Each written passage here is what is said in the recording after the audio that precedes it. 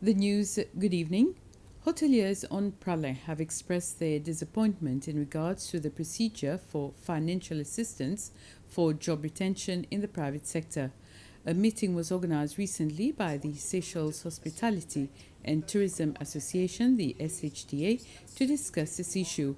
About 20 hoteliers who assisted the meeting stated that they have not been assisted yet. It's been a month and a half where we've been struggling with COVID, but I'd like to have everyone start thinking how long this is going to last. We're arguing and looking desperately for support from government. Most of us have received zero support from government. It might be coming, it might not be coming, but it's not a question of 3 months. I don't see a strategy anywhere for how we're going to get out of this if this lasts longer. This is, in my estimation, going to last for 6 months at the very shortest. Where the plane's going to come in for, what sort of social distancing are you going to have on a plane, how long is this thing going to last?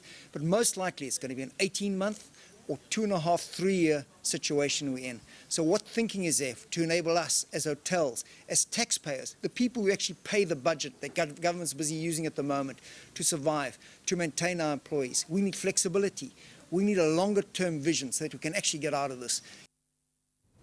The Seychelles Association of Omnibuses, the SAO, says that it is ready to take on the challenge of transporting post-secondary students as of tomorrow, the 18th of May.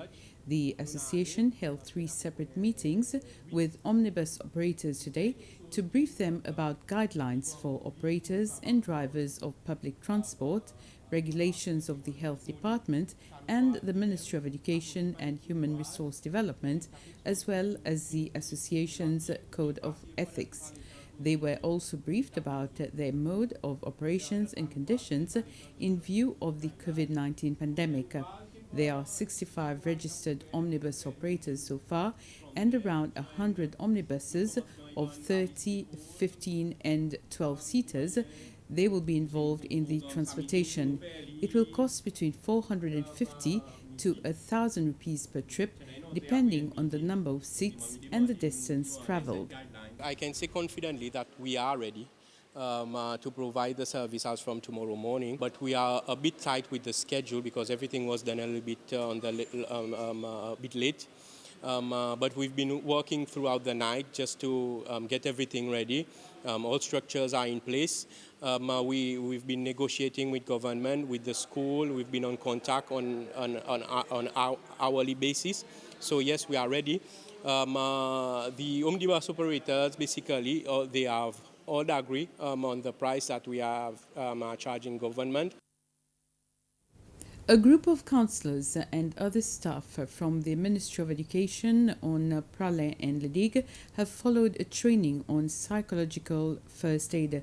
This was organized by the Ministry of Education in collaboration with the Red Cross Society of Seychelles. The training, it's about what is psychological first aid and how to apply it in the context of the new ways of doing things now that they will be back to school on Monday. So they will be able to adopt and adapt new ways of doing things. So being equipped with the psychological first aid, it will enable them to psychologically detect if there's any students or teachers that are in need of psychological help.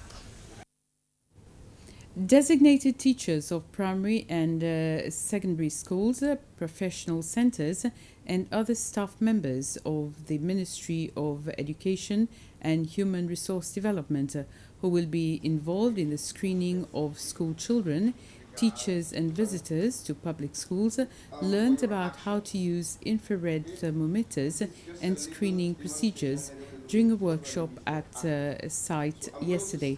The workshop followed a donation of about 150 infrared thermometers to the Ministry of Education and Human Resource Development by the Department of Health. Each school from primary level up to the professional centres received between 2 to 5 thermometers depending on their size. The workshop was facilitated by officers of the Department of Health. We're doing a screening training, and it involves all the school staff that are in either the safety committee or first aid team, and they are the ones that will be doing the screening from the gate of the school upon entrance. They will be assisted by a health personnel. Every school will have one health personnel, and we have to do this screening to actually make sure we look into if any child has any issues medical-wise. We've done our maximum best. We've been putting different teams across. We've done different trainings, and we've put a lot of logistics into this. And we will not be 100% as COVID is a new aspect that we're all having to learn, and we do what we can. But the maximum preparation has been done. We'll see how it is on Monday. And with this, we end this news summary. Thank you for watching. Have a pleasant evening.